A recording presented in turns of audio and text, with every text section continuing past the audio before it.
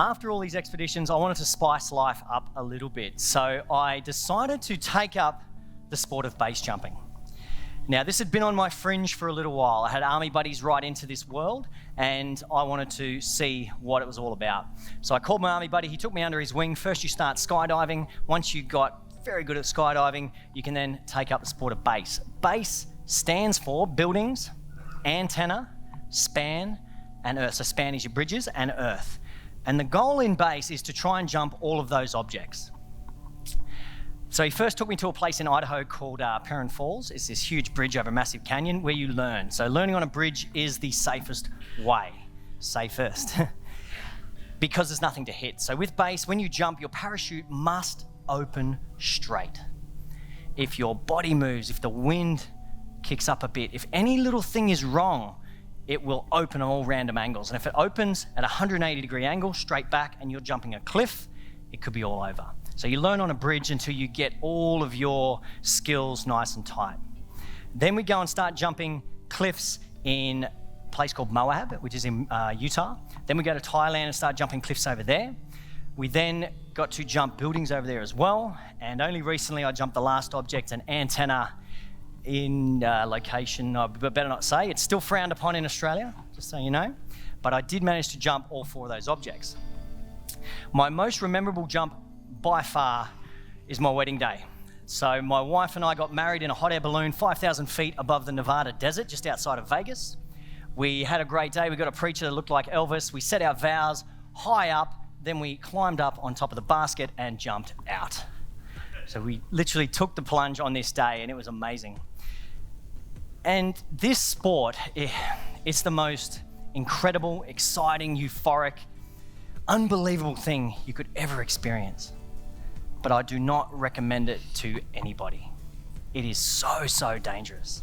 I've had a lot of mates die doing this stuff, and it has taught me some very valuable lessons, but the biggest lesson it has taught me is about fear. So every single one of my jumps, right up until I'm jumping today, I'll be standing on that edge and my hands, they'd be shaking. Yeah, that's fear pulsing through your body. And that emotion can incapacitate you. It can distort everything and make you make a mistake. If you make a single mistake in this sport, you're gonna die. So I had to come up with some way of dealing with that fear. I'd start to go through, while I'm standing on that edge, this checklist of every single thing I needed to do to make this jump safe. Have I packed my parachute correctly? Yes, it took me 1 hour. Every single fold is perfect. How's my landing area? The landing area is great. There's no wind, we're good. How's the wind going down the face? I'd do a little spit check and I'd watch the distortion in the saliva, and that could tell me stuff about the air quality on the way down. How do I feel? How's my harness, my head? Check all of my stuff. When I get to the bottom of that list and I know that I've done every single thing to the best of my ability, that fear goes away. And then I want to jump out into that void. So I learned to control that overpowering emotion by simply being very prepared. And if any one of those things didn't stack up, I was out of there. And this is something I've carried on to every aspect of my life as well. If I'm planning a big expedition and there's a part there, it's like, geez, that's a bit gnarly, that's a bit scary, I'd break down everything. I'd find that weakness, then go out and strengthen it, put it back in, and then go and do the objective. I do it for pitches with big sponsors. I'm a bit scared of that one.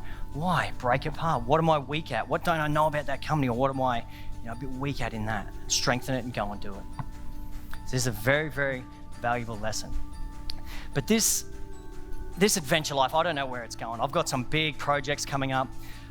I've got Nepal in a week and a half's time, 7 weeks of real technical climbing over there. I've just kayaked the Murray River with my wife, another big trip.